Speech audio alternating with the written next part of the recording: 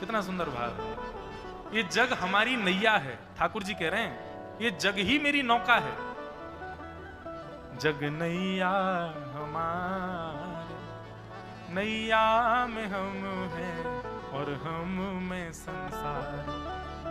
जग नैया हमारे, नैया में हम हैं और हम में संसार। ठाकुर जी अपनी नौका चला रहे हैं, छोटी सी नौका, नेक्से से बटुआ से ठाकुर जी। इतनी बड़ी नौका है कि ठाकुर जी जैसो एक और आ जाएगा, बस बात से ज्यादा जगह नहीं है नौका में। अकेले ठाकुर जी चला रहे हैं, इतने में ही गोपी ने ऊपर से देखो थोड़ी थोड़ी शाम ढल गई है, और शाम ढलवे पे नौका तो दिख रही है लेकिन नौका चलावे वालों ना दिख रहा हो। ठाकुर जी शाम में ही विलीन है गए। अरे श्यामाजू एक नौका तो दिखाई दे रही है छोटी सी, और वहां नौका में गदमदरा सो छोरा और बैठो है। गदमदरा समझे? गदमदरा मतलब रे जाके जाके अंग प्रत्यंग नेक नेक हड्डी से उभर गए हों, नेक नेक भारी भारी है गए वहां को गदमदरा के। सब सखी बोली एक नौका तो दिख रही है, वहां में गदमदरा से एक छोरा दिख रहा है। श्री जी बोली कछु करो कैसी करो, कोई भी उपाय करो, नौका बुलाओ मोकू, जल्दी ब्रह्मानु जी के पास पहुंचना हो, मैया बाबा बड़ी चिंता में होंगे। ये सबसे पहली नौका विहार है श्यामजू की, ठाकुर जी की और श्री जी की। आप चिंता मत करो, हम अभी बुला में। सब गोपी गई, गोपी जाकर के सब अटारी चिल्लाने लगी, ओ मल्हाके, ओ नाव चलावे वाले, जल्दी अपनी नौका लेके आ यहाँ पे। ठाकुर जी धीमे धीमे नौका चला रहे, नौका चलाते चलाते रुक गए, और रुक करके एक बार देखी, और देख करके फिर दूसरी तरफ देख करके अपनी नौका चलाने लगे। गोपी बोली बड़े अहम में बैठो ही तो नौका वारो, देख क्यों मुंह फिर ले अपना। ओ भैया नौका वारे, ओ मल्हाके, नेक अपनी नौका लेके आ जल्दी इत पार, हमारी श्यामाजू पार करेंगी। ठाकुर जी बोले पहले तमीज से बोल ले, मल्हाके चिल्ला रही, कोई मल्हाको थोड़ी हूं मैं कोई नाव चलावे वाला हूं यहाँ पे। जी मेरी नौका है, मेरी खुद की नौका है, मेरे बाबा ने छोटी सी मोकू बनवाई है, यहाँ मैं बैठ के कभी कभी जमुना जी की सैर करूं मैं, कोई आर पार करवे वारो कोई मला ना हूं मैं। कहां से आ गई है जंजोर दो चिल्ला रही मल्हाके। ठाकुर जी की बात सुनकर के गोपी बोली अरे ये तो मान कर रो है, रूठ रो है। दूसरी गोपी बोली अरे कैसे श्यामाजू को पार करनो भैया, दूसरी नौका दिख नहीं रही है, जय को बुलाओ, ने प्रेम से बुला लो। गोपी सब कहने लगे अरे मल्हाके, ओ गदमदरा से कारिया, अपनी नेक्सी सी नौका लेके इतकू आजा। प्रेम से जब बुलाने लगे, ठाकुर जी बोले नेक देख के तो आऊं कहां है रो, चल दो। अब नेक सीधी अपनी नौका ठाकुर जी को लेकर के, और कभी तो खूब तेज गति से चलाने लग जाएं, और तेज से चलाते चलाते कभी कभी ठाकुर जी रुक जाएं, पतवार को धर दें और अपने हाथ पामन में फैला के भाई में सो जाएं। गोपी के अरे नेक जल्दी कर ले, बीच बीच में कहां रुक जाए करे। बोले मेरी नौका, मेरे बाबा ने मोकू बनवाई है, मैं कोई मजदूरी ना कर रहा हूं, जब मन होगा तब आऊंगा पल्ली पार। खूब ठाकुर जी कभी नाचने लगे, कभी गाने लगे, कभी उछले, कभी सो जाएं। धीरे धीरे करके नौका लेके आए। सखी ने जाकर के कही भैया हम कोई 7-8 गोपी हैं, दही बेचन के काजे या गांव में आई हैं जमुना पल्ली पार, अब दूर दूर तक कोई नौका दिखना रही है, शाम ढल रही है, नहीं भैया तू कृपा कर दे, हमें पल्ली पार पहुंचाए थे। ठाकुर जी बोले पहले तो दूरी ते बात कर, मां कोने में चली जा, आ रही है चढ़ रही मेरी नौका में, ऐसा मोटो ताजो तेरा शरीर चढ़ गई, नौका टूट जाएगी मेरी। और तुम कितनी सखी बताई? बोले 6-7 सखी हो, सबरी बैठ जाओगी, कहां लोगो मेरी नौका को। बोले अरे भैया मान जा, आपत्ति काल में तो इतना कर ही सके, हम सबरी लटक जाएंगी, कोई यहां लटक जाएगी, कोई पल्लंग को है जाएगी, बैठा के न पार कर दे। ठाकुर जी बोले मैं ना कर रहा हूं पार। अब यहां ठाकुर जी की सखियों से थोड़ी ऐंठ तो चली रही थी। अच्छा एक बात है, हम श्री राधे जू के बल अभिमानी, किशोरी जी के उपासकों का लक्षण क्या है? जो हमारी श्री जी के उपासक हैं उन लोगों को लक्षण क्या है? श्री राधे जू के बल अभिमानी, किशोरी जी के बल को अभिमान जिनको रहे वो कैसे रहे? बोले टेढ़े रहे मोहन रसियासों, बोलत अटपटी वाणी। हमारी श्री जी के उपासक जो है ना, वो ठाकुर जी से सीधे मुंह बात ना करें, किशोरी जी के उपासक लाला के पास जाएंगे और जाकर के ऐसे बात करें जैसे लाला कोई है ही, कछु है ही ना है। ललता विशाखा आदि सखी इनकी हमेशा जब देख लो तब ठाकुर जी से इनकी भेड़ होती रहे, ठाकुर जी से लड़ती रहे। मैं जब देखो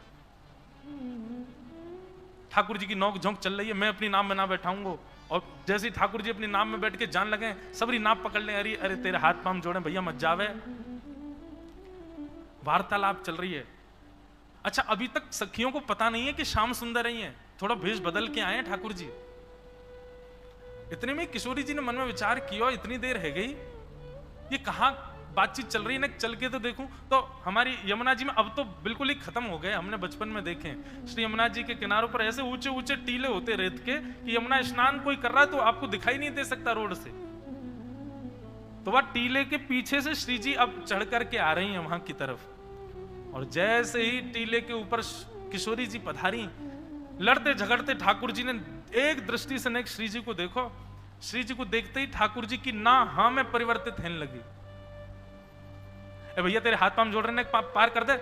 अच्छा अच्छा अच्छा ठीक है, कर तो दूंगो, लेकिन पहले मोकू सबरी सखी आके दिखाओ तुम्हारो शरीर कैसे है, और तुम्हारो कहीं वजन ज्यादा भयो तो मैं ना बैठाऊंगा अपनी नाव में। मेरी बाबा ने बनवाई है मेरे काजी नाव, ऐसे थोड़ी सबन को बैठा लूंगा।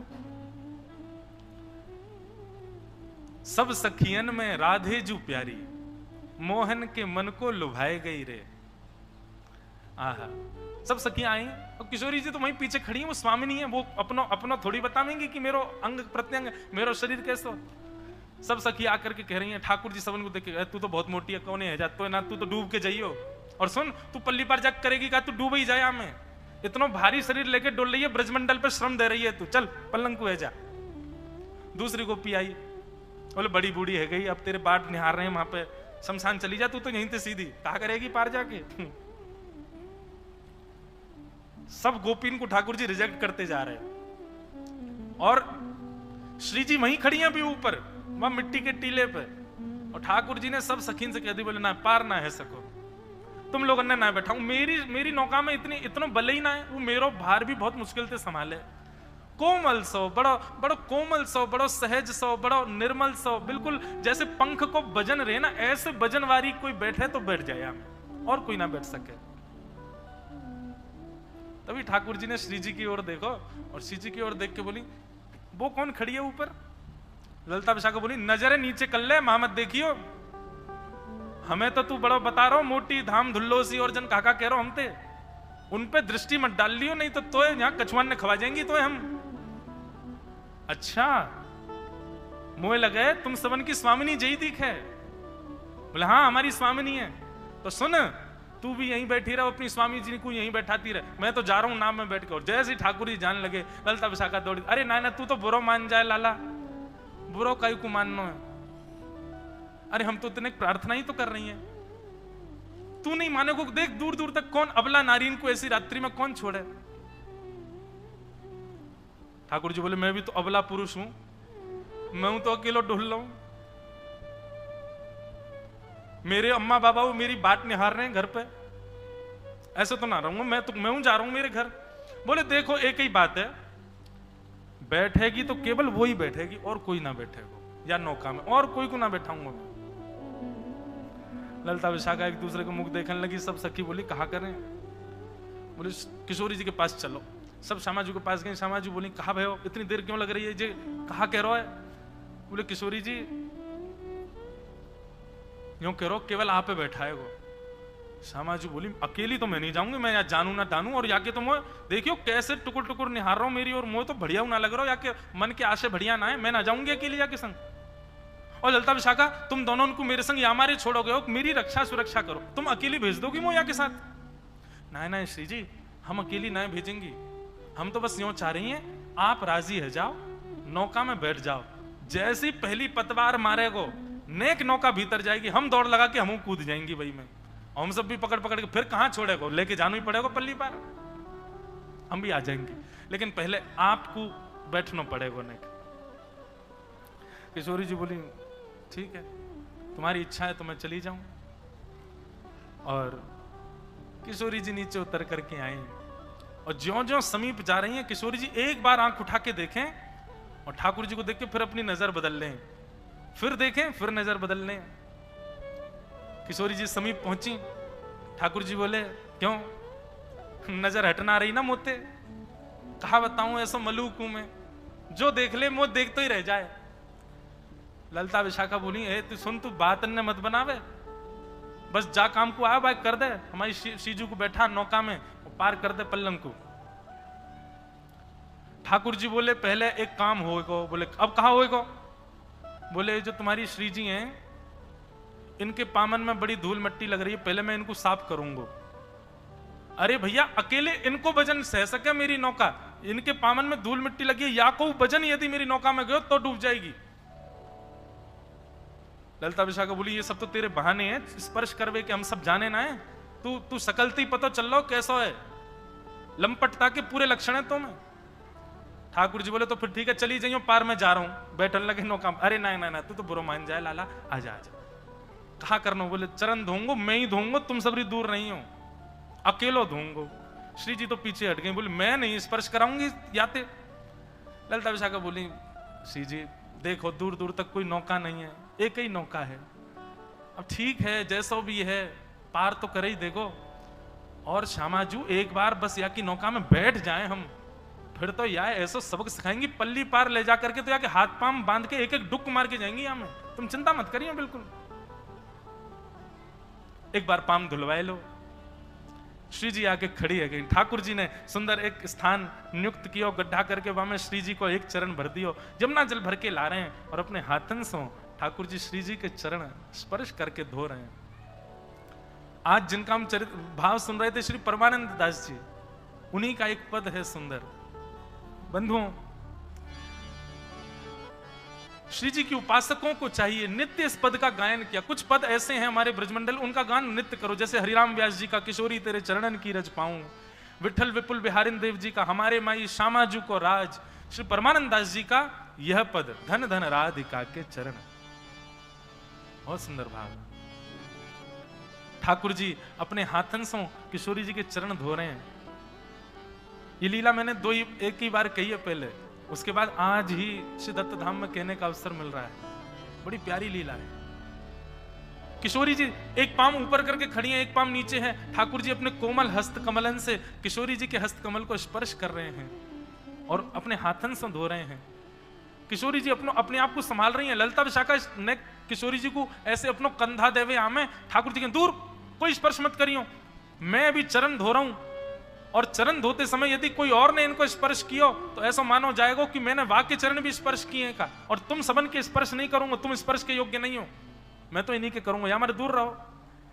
श्री जी बोली अरे बाबड़े मैं गिर जाऊंगी फिर क्या करेगा?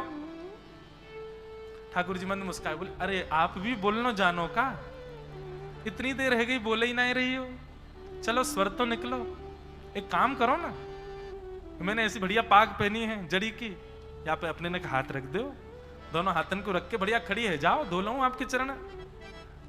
किशोरी जी खड़ी हैं, दोनों हस्त कमल रख के ठाकुर। अब देखो एक और चित्र बता रहे हैं हम, एक पैर पर श्री जी खड़ी हैं, दूसरा पैर पीछे की ओर मोड़ रखो है, और दोनों हस्त कमल श्याम सुंदर के शीश पर रखे हैं, और ठाकुर जी नीचे बैठ करके श्री यमुना जल से किशोरी जी के चरण धो रहे हैं। कितना सुंदर स्वरूप है। कोई बनाए आज चित्र को। ठाकुर जी ने चरण प्रक्षालन किए। धन धन राधिका के चरण, धन धन राधिका के चरण, धन धन राधिका के चरण, धन धन। बंधुओं स्मरण करो श्यामाजू के चरणार बंदन को। धन धन राधिका के चरण, धन धन राधिका के चरण, धन धन राधिका के चरण, धन धन राधिका के चरण। कैसे चरण हैं देखो, आप लोग शांत नहीं बैठो, सब लोग गाओ, मेरे पीछे पीछे दोहराओ, शब्द सुनो। कैसे हैं चरण किशोरी जी के?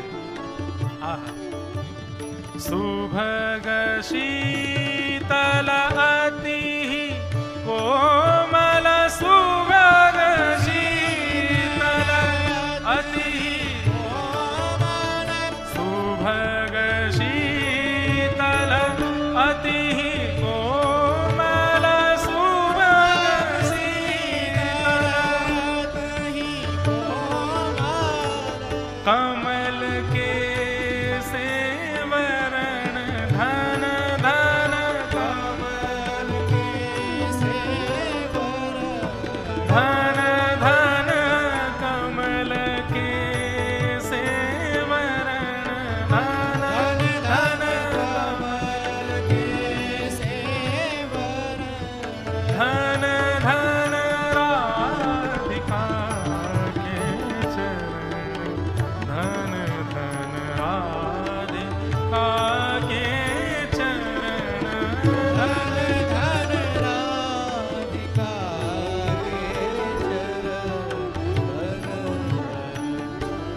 बोल वृषभानु दुलारी की जय। पूरे ब्रजमंडल के आकर्षण का केंद्र श्री कृष्ण है। उनकी चाल पर कोई मोहित है, उनके रूप पर कोई मोहित है, उनके नेत्रों पर कोई मोहित है, उनके श्रृंगार पर कोई मोहित है। सबके आकर्षण का केंद्र श्री कृष्ण है।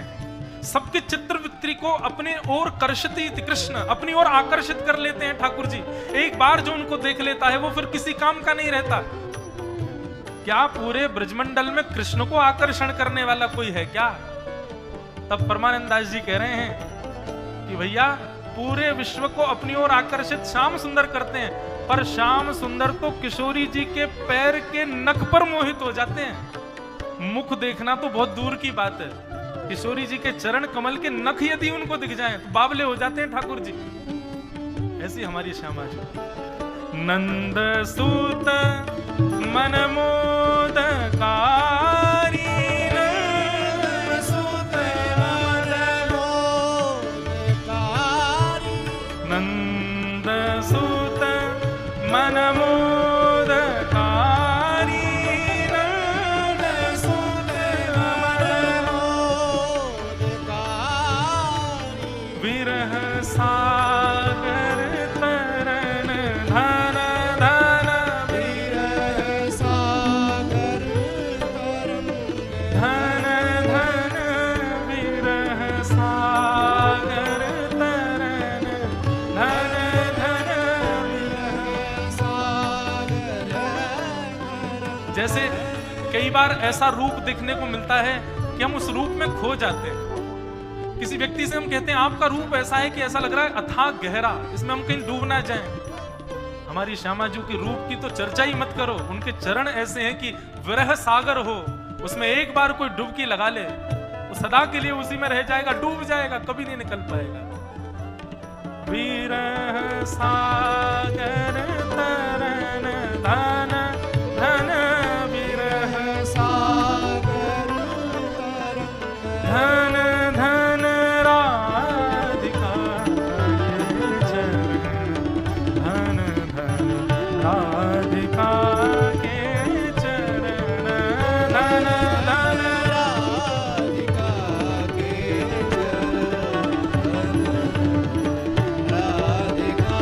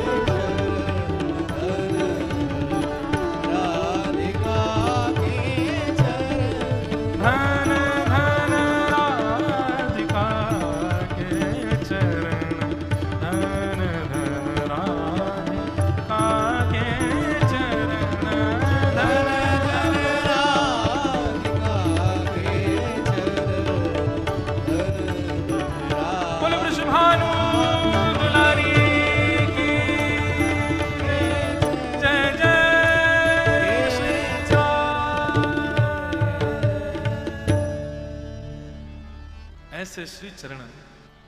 नंद सुत मन मोदकारी विरह सागर तरन, धन धन राधिका के चरण। दास परमानंद छिन छिन, श्याम जिनकी शरण, धन धन राधिका के चरण। ऐसे श्री किशोरी जी के चरणार बिंदों को ठाकुर जी अपने हाथों से प्रक्षालन कर रहे हैं और बीच बीच में सखियों से छुपा लेते हैं। चरणों में ऐसे खो गए महाराज कि धोते धोते धोते इतना समय निकल गो। ललिता विशाखा बोली, हम बे अब ऐसा कर दियो कि हमारी श्री जी के चरण पूरे मज जाए हैं, छोड़ मत दियो। अरे देखना रो कितने कोमल चरण हैं। अरे श्री जी हमारी कभी निष्ठुर पत्थर पे कभी अपना चरण पधरा दे ना, वो पिघल जावे। और तेरे हाथ देख अभी रुके ही नहीं रहे, डटे ही नहीं रहे। ठाकुर जी बोले, नहीं नहीं, मैं तो बस यूं विचार कर रहे हो कि इनको कहीं पूरे मार्ग में जमुना पार करवे में कोई धूल कंकड़ी आकर के इनको श्रम नहीं करे, सब निकाल लो अंदर अंदर थे। ललिता विशाखा ने अपने पाम भी आगे कर दिए, हमारे धो देने। ठाकुर जी बोले, तुम तो पीछे ही रहो। आ गई है बात बनामती। आओ आओ श्यामा जी आप विराजो, यहां में नौका में बैठो मेरी में। सब लोग पीछे रहियो, कोई मत आ जाइयो, मेरी नौका डूब जाएगी नहीं तो। किशोरी जी विराज गई, ठाकुर जी बैठ गए। अब किशोरी जी कहां है? ठाकुर जी की तरफ कमर करके बैठी हैं। मतलब नौका के दो छोड़ हूं मैं, एक छोड़ में तो चलावे वालों बैठे और एक छोड़ में यात्री बैठे। और तो किशोरी जी दूसरे छोड़ में बैठी हैं और दूसरी छोड़ में भी पल्ली तरफ मुंह करके बैठी हैं। किशोरी जी बैठ गए। अब ठाकुर जी ने जबरदस्ती अपनी पतवार जो है वो जमुना जी के भीतर रज में फंसा रखी है और ठाकुर जी वहां पे ऊपर लद रहे हैं, जोर से खींच रहे हैं। बोले, अरे ये नौका तो आगे ही ना बढ़ रही। ललिता विशाखा आदि सब भारतीय बोली, अब बैठ गई है, श्यामा जू ले जा पल्ली पार। बोले, अरे बढ़ना रही है ये आगे, क्यों ना बढ़ रही? बोले, तुम्हारी जो स्वामिनी बैठी है गलत बैठी है ये। बोले, मतलब? बोले, अरे तुम ना जानो, नौका जो है का वो वायु के प्रवाह पे चले। अब पल्ली तरफ मेरी नौका को मुख रहेगा, वो चलेगी, वही तरफ तुम्हारी स्वामिनी जो श्वास ले रही है तो वायु टकरा जाएगी, नौका कैसे बढ़ेगी आगे? इनते कहो मेरी तरफ मुंह करके बैठे। विशाखा बोली, जे कौन सा तर्क है लाला तेरो? बोले, मेरो तर्क यही है, मेरी नौका ऐसे चलेगी, इनते कहो इधर की तरफ मुंह करके बैठे, तब नौका बढ़ेगी। किशोरी जी तो इशारों करें, मैं उतर के आ रही हूं बाहर। सब कह, नहीं नहीं आप बैठ ही रहो, नेकी तो बात है, कहा करना पल्ली पार जाके ये अपने घर, हम अपने घर, हमारो कहा मतलब ही आते। विपरीत स्थिति में सबको बाप बनाना पड़े। श्यामा जी बैठ जाओ। किशोरी जी ठाकुर जी की तरफ मोह करके बैठ गई, लेकिन मोह की भौं चढ़ा रखी है, भौं चढ़ा रखी है, प्रेम भर के नहीं देख रही हैं। ठाकुर जी ने नौका नेक बाहर लाई और जैसे ही नौका जमुना जी में पहुंची, इतने में तो सब सखीन ने धावो बोल दियो, दौड़ करके गई, कोई कहीं ते कोई कहीं ते, और सबरी चढ़ गई वहां नौका में। जाकू जहां जगह मिली वहीं सबरी चढ़ चढ़ के बैठ गई और कई तो ठाकुर जी गोद में जाके बैठ गई। ठाकुर जी बोले, दारी तुम मैं ऐसी लात मारूंगा गिरोगी जाके जमुना जी में। कैसे चढ़ गई? मेरी नौका डूब जाएगी। बोले, नहीं डूब रही। अब सुन, अब बीच में पहुंच गए, हम डूबी तो तू वे ले चलेंगी संग में, अब चुपचाप हमें पार करा दे पल्लंग को। बैठ गई सबरी। अब ठाकुर जी को बड़ा व्यवधान हो गया। श्री जी पल्लंग को बैठी हैं, बीच में सबरी सखी बैठ गई हैं, यहाँ ठाकुर जी। ठाकुर जी कह रहे हैं, कहा करूं, कैसे करूं, मेरे तो मन ही ना लग रहा, गूंज कम करो। चलाते चलाते ठाकुर जी ने अपनी पतवार रोक दी और रोक करके अपने पाम ऊपर करके ठाकुर जी तो पौड़ गए। देखो, नौका विहार जो निकुंज और निवृत्त निकुंज की है ना, उसमें तो बड़ी नौका है, व्यवस्थित नौका है, सब व्यवस्था है, पर ये तो सबसे पहला नौका विहार है श्यामा श्याम का, जो नियोजित नहीं है, पूर्व निश्चित नहीं है, बस गलती से है गए हुआ है। इसके अंत में जब सब गोपियों को पता चला कि ये श्याम सुंदर हैं, तब से गोपियों के चित्त में इच्छा होगी ऐसी नौका विहार तो होती रहे। तो फिर इसके बाद जितनी भी नौका विहार हुए वो सब नियोजित हुए, सब पहले से पूर्ण व्यवस्था के साथ हुए। ये बिना व्यवस्था की और बड़ी अटपटी सी और बड़ी प्यारी नौका विहार है ठाकुर जी की। ठाकुर जी तो पाम ऊपर करके और लेट गए। सब गोपी मुनि देख, बीच नौका में ले आया जमुना जी में, और यहां आके देख नौका रोक दी है। सब सखी बोली, अब कहा भयो? ठाकुर जी बोले, तुम कहा जानो, नौका चलावे में कितना श्रम होवे, भूख लग रही है मुंह बहुत जोर से।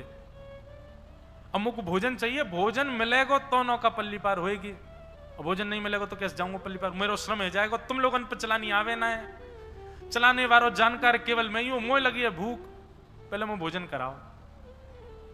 सखी बोल अब बीच जमुना जी में तुमको भोजन कहां ला में?